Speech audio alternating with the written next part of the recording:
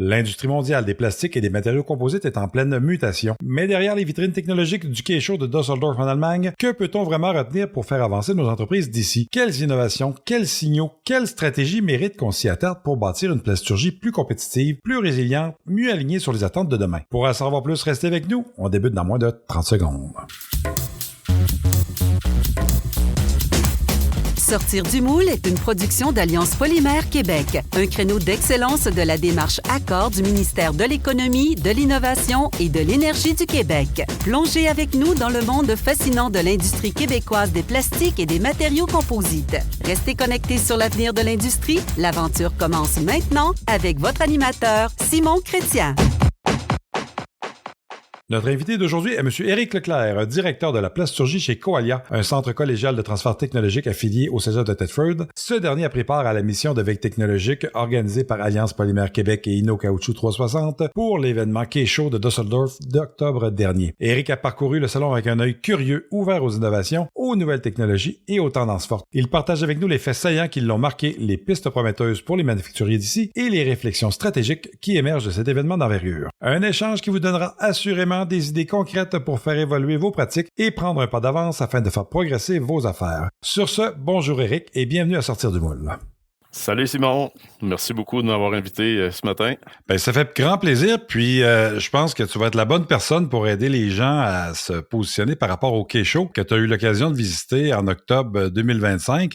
Puis je pense que ce qui est intéressant, c'est l'ouverture d'esprit avec laquelle tu as abordé la thématique, étant donné ton rôle là, de plasturgiste là, qui est multisecteur. Dans ta tournée de l'événement puis de la foire, qu'est-ce qui t'a le plus frappé cette année? Ben c'est sûr, moi c'était la première fois que j'allais au K-Show. Fait que c'est sûr que l'ampleur, la grosseur du salon, c'est sûr que c'est toujours impressionnant. Aussi, je faisais partie là, de la délégation que tu avais organisée. Fait que ça, c'était tout super organisé sur la coche, tous les déplacements, l'hôtel, le transport, les systèmes de transport en commun là, en Allemagne aussi, là, sont assez bien organisés. Je pense que le réseautage aussi, vous avez beaucoup apprécié de ce que j'ai cru voir. Là, ça a donné des belles opportunités, des belles rencontres entre les participants. Oui, absolument. On était un bon groupe, là. Fait que ça m'a permis là, de revoir des gens que je connaissais déjà, puis en connaître des nouveaux aussi, là, de différents secteurs. De par la nature de ton travail qui nécessite d'avoir un large éventail de connaissances et d'avoir une ouverture d'esprit à plusieurs sujets, tu vas probablement visiter le K-Show avec une ouverture d'esprit sur plusieurs thématiques et à la recherche d'une multitude d'informations. Qu'est-ce qui t'a le plus frappé cette année? Est-ce qu'il y a un ou deux éléments qui ressortent immédiatement de ta visite, que ce soit par leur ampleur, leur pertinence, leur originalité? Bien, c'est sûr que j'en ai vu beaucoup. Il y en avait, là... tout le salon, là, ça s'étalait là, sur une vingtaine de pavillons différents avec des thématiques différents là, pour chaque pavillon. C'est sûr qu'une technologie là, qui était plus dans le pavillon des presses à injection. Fait que Arbour, un grand fabricant là, de presses à injection, occupait une grande partie là, de ce pavillon-là. Puis avec plein de technologies différentes. Je ne sais pas, il devait y avoir au moins une vingtaine de presses injection avec des technologies différentes. Mais il y en a une qui m'a un peu surpris, que je ne m'attendais pas de voir. La presse, elle moulait une pièce automobile, mais une pièce de polyamide, une pièce de nylon renforcée de fibre de verre. Jusque-là, c'est assez standard. Mais là, ce qu'il y avait de particulier, c'est que le mélange nylon et fibre de verre se faisait directement à la presse injection. Les deux étaient alimentés dans le baril d'injection, puis c'était vraiment la vis qui faisait le mélange. Ce qui n'est pas courant, si je comprends bien, c'est pas une façon de faire habituelle? Exactement. Normalement, il y a toujours une étape là, de compoundage ou de formulation au préalable où que là, à l'état fondu, la fibre de verre est mélangée avec le nylon dans une extrudeuse, puis on fabrique la granule. Puis après ça, c'est ces granules-là qui s'en vont dans la presse injection. Fait que utiliser la presse injection pour mélanger les polymères, c'est pas courant. On peut le faire juste pour exemple des colorants, mais mélanger un renfort, c'est la première fois que je voyais ça. Là. Fait que ça permet là, de sauver l'étape préliminaire là, de pré-mélange dans l'extrudeuse. Fait que ça permet de diminuer les coûts. Puis surtout aussi, les polyamides sont les polymères là, pas mal les plus sensibles à la dégradation thermique. Fait que ça nous fait un historique thermique de moins, là, vu qu'on la chauffe juste une fois au lieu de la chauffer 2 fois. Fait que ça baisse les coûts, puis ça augmente sûrement là, la qualité ou diminuer les risques de dégradation là, du nylon. Ah, c'est Fait que intéressant. selon moi, ça va. C'est sûr que c'est une vis particulière, c'est un procédé particulier. Fait que je crois qu'il y a de l'avenir dans cette technologie-là, puis que ça ouvre la porte à d'autres types de mélanges là, faits à la presse injection. Peut-être, parenthèse, pour aider les gens qui ne sont pas familiers avec les procédés d'injection ou à tout le moins l'usage de matériaux renforcés ou de fibres de verre dans le plastique. As-tu des exemples de pièces qui sont habituellement visées par ce type d'approche-là de renforcer du plastique injecté avec du fibre de verre? Ah, c'est assez varié. Là. Dans le secteur automobile, là, il y a plusieurs pièces là, qui sont en polyamide renforcé de fibre de verre ou polypropylène renforcé de fibre de verre. On vient de beaucoup là, augmenter la rigidité d'un matériau puis sa résistance. Là. Fait qu'il y a une panoplie de pièces, là, que ce soit sous le capot ou même dans l'habitacle ou que là, on a besoin là, d'un peu plus de résistance. Là. Ça peut même remplacer des pièces qui sont normalement plus métalliques. Là. OK, donc des pièces beaucoup plus performantes, plus techniques dans ce temps-là. Ouais. Quelles grandes tendances crois-tu qui vont réellement structurer l'avenir de la plasturgie? Parmi tout ce qui a été présenté, puis il y avait une vaste gamme de sujets et il y a beaucoup d'actualités au niveau des plastiques, particulièrement dans ces années-ci. On parle beaucoup d'économie circulaire, d'électrification, donc ce qui amène l'allègement des véhicules, notamment. Il y a toute la numérisation, digitalisation des procédés, des systèmes. Lesquels semblent les plus prometteurs et plus porteuses, selon toi, et pourquoi? Bien, je crois que le souci du développement durable, là, c'était pas mal au cœur là, de la majorité des exposants avec qui j'ai pu discuter ou voir, là, que ce soit au niveau des technologies qui ont évolué au niveau du recyclage, mais les technologies de recyclage, l'utilisation des matières recyclées, l'incorporation de matières recyclées dans les produits, réduction de consommation électrique ou d'énergie, l'augmentation de l'efficacité de façon générale. Fait que je pense que c'est des aspects là, d'optimisation puis de vision de développement durable là, que j'ai pu remarquer. Hein. Dans un contexte où les manufacturiers sont plus dans une habitude de sous-traitance, où ils se font donner un devis, puis ils vont fabriquer avec la résine, est-ce que ces nouvelles tendances-là, justement, de développement durable, tu penses qu'ils vont trouver oreille attentive au Québec pour que ça soit adopté, ou il va falloir travailler auprès des donneurs d'ordre pour qu'eux-mêmes intègrent ces nouvelles approches durables-là? Ben, l'engouement pour l'utilisation de matières recyclées, je pense qu'il est à tous les niveaux, là. Même au niveau des donneurs d'ordre. Souvent, ça va être même eux là, qui vont imposer ou demander, exiger un contenu minimum en matière recyclée. Là. Fait que je pense qu'on est rendu là dans toute la chaîne de valeur. Là, je pense qu'il est rendu un incontournable là, d'utiliser des matières recyclées. Parce que tu as même les grands fabricants, là, fournisseurs de matières premières de ce monde, là, ils sont rendus avec toute une gamme de produits qu'on appelle sustainable ou développement durable. Fait que dans leur ligne de produits, ils ont des matières bien précises là, avec des fiches techniques puis avec de qualité fait à partir de matières recyclées. Là. Fait que ça facilite justement par les grands donneurs d'ordre de l'utilisation de matières recyclées parce que là, on a des approvisionnements plus stables, constants, de qualité. C'est plus le même recyclé qu'il y a 10 ans, là, ce qu'on retrouve présentement sur le marché. Là. Au niveau des technologies qui ont été présentées, il y avait énormément d'industries de partout dans le monde, des fournisseurs de tous les pays. Là, je me souviens plus du nombre de pays que les statistiques de l'événement ont démontré comme visiteurs, mais comme exposants. Est-ce que c'est envisageable que tout le monde travaille avec ces technologies-là ou il y a des technologies plus appropriées à un ou à l'autre? Comment on distingue toutes ces approches commerciales-là? Ben, selon moi, c'est mondial. Là. C'est de la mondialisation que peu importe où tu te trouves, dans quel pays tu es, tout le monde a accès aux mêmes technologies, là, que la technologie soit européenne, asiatique ou américaine, tu peux l'acquérir. Puis, fait qu'à ce niveau-là, tout le monde tout le monde a accès aux mêmes technologies, mais après ça, c'est à chacun là, de trouver sa niche ou trouver la façon de se démarquer pour pouvoir faire sa place puis prospérer. Donc, il faut vraiment prendre le temps de faire le tour. Est-ce que tu crois qu'il y a des différences, comme dans n'importe quoi, il y a des qualités? Est-ce que c'est encore comme avant, la Chine, c'est de moins bonne qualité, les Allemands haut de gamme, ou maintenant ça tend à s'uniformiser? Je dirais que les différences se sont pas mal atténuées, là.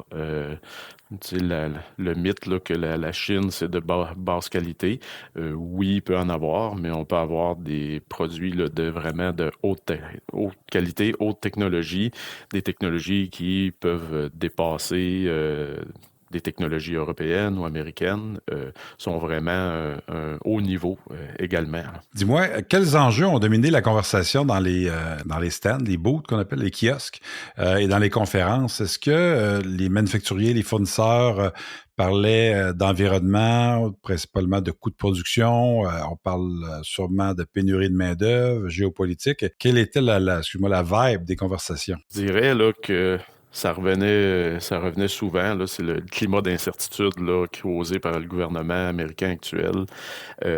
Ça revenait là, de peu importe les kiosques. Les gens étaient curieux, sachant que moi, je venais du Canada, voulaient avoir un peu point de vue d'une personne canadienne là, sur le sujet. On voit que c'est tellement médiatisé là, ce qui se passe présentement, puis ça crée une incertitude, puis les mesures changent sans arrêt. Fait que c'est sûr que les stratégies d'approvisionnement puis de développement de nouveaux marchés, là, les gens essaient de se positionner là-dedans. Là. Est-ce que tu as observé des approches qui étaient intéressantes en matière de recyclage et d'économie circulaire? Parce que c'est un sujet d'actualité. On a mentionné précédemment que justement les manufacturiers qui faisaient le recyclage au Québec ou même un peu ailleurs dans le monde, avaient une meilleure qualité de matière. Est-ce que tu as observé des nouvelles approches ou des approches qui seraient intéressantes pour les entreprises à adopter pour être plus performants là, pour gérer la fin de vie des produits puis intégrer du contenu de matière recyclée? Ben oui, c'était la principale raison là, pour laquelle que j'ai participé là, à l'événement. Chez Coalia, on est très présent là, dans ce secteur d'activité là, de développement durable, recyclage, valorisation des plastiques. Puis récemment, on a obtenu aussi du financement de la Fondation canadienne pour l'innovation, pour renforcer nos infrastructures là, d'équipements pour réaliser des projets dans le recyclage des plastiques. Fait que j'ai passé une bonne partie de mon temps là, il y avait 2-3 pavillons là, qui étaient plus spécifiques pour le recyclage. Fait que c'est sûr que j'ai constaté des innovations là, à pas mal toutes les étapes de recyclage, que ce soit les techniques de déchiquetage, de lavage, de tri, séparation, comment enlever des contaminants, comment remonter les propriétés là, pour le valoriser au maximum. Fait que oui, j'ai vu des technologies là, à tous ces niveaux-là, mais on pourrait en échanger pendant quelques heures, si tu veux. C'est tellement qu'il y avait des choses à découvrir. Mais je vais peut-être essayer de piquer le sujet sur une niche particulière qui est le lavage puis la désodorisation des plastiques recyclés. Là. Parce que c'est souvent un enjeu. S'il faut nettoyer un plastique, quel est le bilan environnemental de ça là, pour maintenir l'impact positif du recyclage? Puis, au-delà du lavage, il reste souvent des odeurs importantes, surtout lorsqu'on chauffe le plastique, ça devient pestilentiel. Oui. Est-ce qu'il y a des technologies prometteuses de ce côté-là? Oui, ben au niveau du lavage, il y a beaucoup de tendances au niveau du lavage à sec. Fait que sans eau, fait que juste par friction. Fait qu'on réussit à enlever une bonne partie, là, la majeure partie des contaminants. Puis après ça, la désodorisation, ben elle se fait plutôt à la partie valorisation. Lorsqu'on passe dans une extrudeuse pour homogénéiser le mélange, filtrer, dégazer la matière. Puis, il y a plusieurs fabricants là, qui offrent au niveau de technologie, qu'on peut aider là, à enlever sous vide là, des odeurs. Mais il y a aussi des additifs là, qui peuvent être... qui ont été développés, qui sont ajoutés au polymère là, pour neutraliser les odeurs. Hein. Au-delà de la petite vache. Les trucs de Madame Grand-mère. Ouais. Il y a des puis que juste mettre du parfum ou essayer de camoufler. Des fragrances, ouais.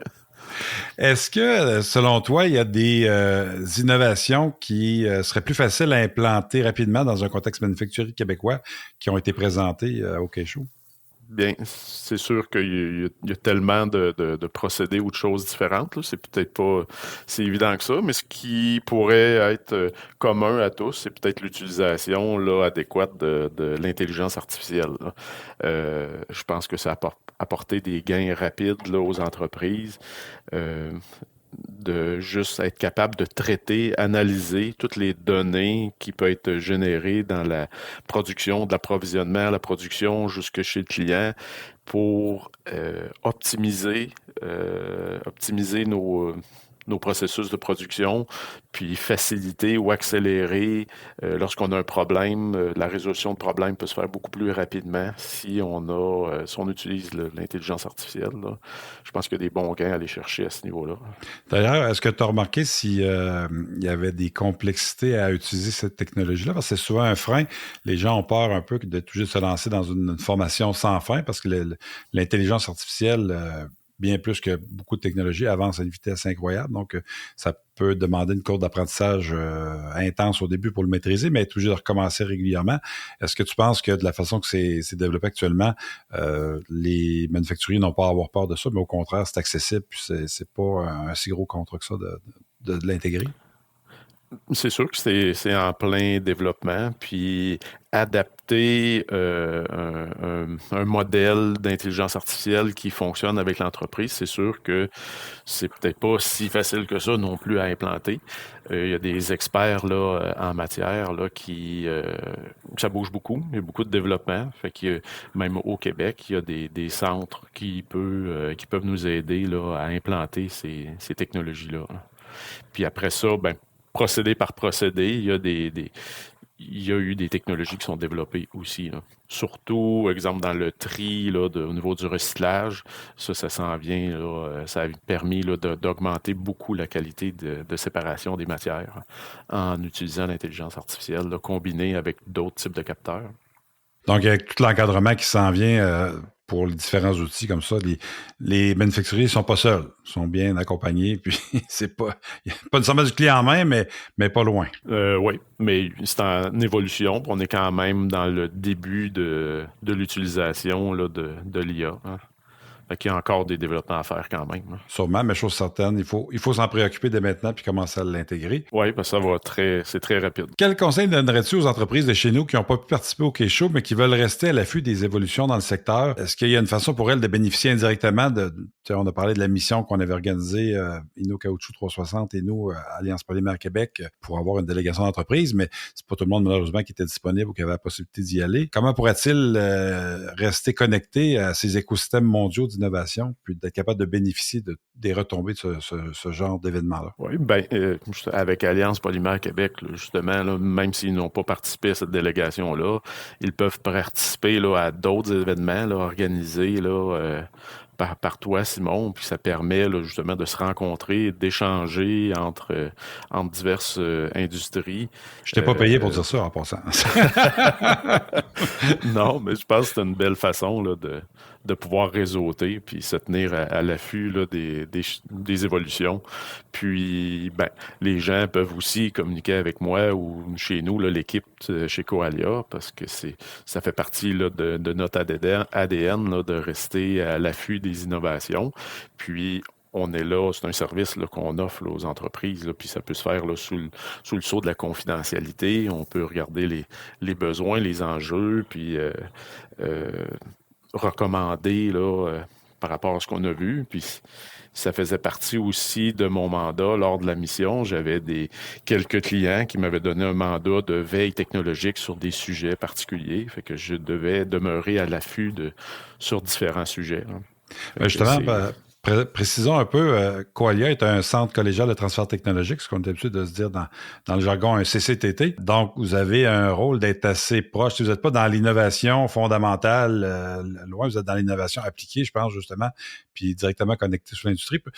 pour peut-être prendre une minute ou deux pour présenter justement le rôle de Coalia dans cet écosystème-là. Oui, nous, on a comme mission là, d'offrir un soutien technique là, aux entreprises de notre secteur là, de la plasturgie. Fait que le soutien technique, puis réalisation de projets de recherche appliqués. Fait que c'est sûr qu'on est très présent. Là, les technologies, c'est omniprésent là, chez nous. C'est votre raison d'être. Exact. Bien, merci beaucoup, Éric. Très instructif. Puis les gens vont pouvoir avoir tes coordonnées dans les informations du balado. Là. Donc, on vous invite à joindre Éric Leclerc de chez Coalia pour vos questions. Si jamais Éric n'a pas la réponse, il y a une équipe derrière lui qui est aguerrie et qui possède beaucoup de réponses. Sinon, il sait où aller la chercher. Merci beaucoup, Éric. Merci beaucoup, Simon. Ça souhaite une belle journée. C'était M. Éric Leclerc, directeur de la plasturgie chez Coalia.